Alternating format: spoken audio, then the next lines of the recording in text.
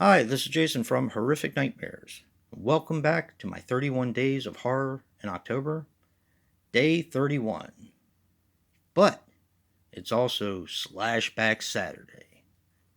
What a way to end, right, guys? Now, the theme for this Slashback is multiple masks, and this week I picked Psychopaths. Psychopaths is a 2017 film which runs approximately 85 minutes and is written and directed by Mickey Keating. Now, he was responsible for Carnage Park, Pod, and Ritual. And I believe it's the Ritual that is the Netflix made film. Now, this stars Ashley Bell as Alice. She was in Carnage Park, The Swerve, and Dark Intentions. It also stars James Landry Herbert as the Strangler. He was in Gangster Squad, The Pale Door, and Donnie Brooke. And finally, Mark Kassan as George. He was in Desolate, Jobs, and Puncture. Now, this grossed $51,186, and it was made in the US of A. This movie has a very, very simplistic synopsis.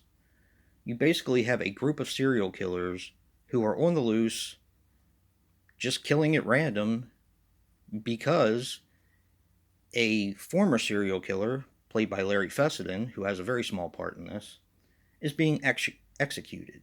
So it's one bloody night full of mayhem and psychopaths. And that's where the multiple masks come in. As you can see from the cover, you have a little boy mask, you have a girl, a little girl, and a bunny mask. And these are all worn by different psychopaths. And this is one of those movies kind of like, I'm going to say it's kind of like Crash, where they all kind of start in different spots and they end up intersecting each other at one point or another. That's about the gist of the film. It doesn't have a lot of plot. What it does have is a tremendous amount of artsy feel to it.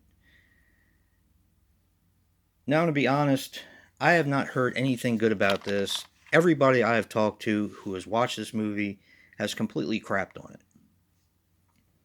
Now, I myself actually really, really enjoyed it. This is a good movie, and I can see why people don't like it.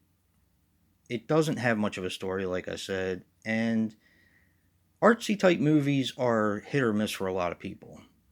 This one is definitely a hit for me.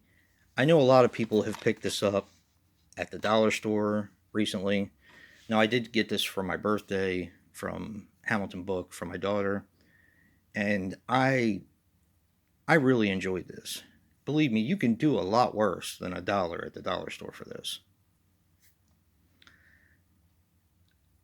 It's pretty gory, it's pretty mean-spirited, and like I said, it's an artsy film. So if you're not into films that have sort of an artsy type of flavor to them, I would say skip this.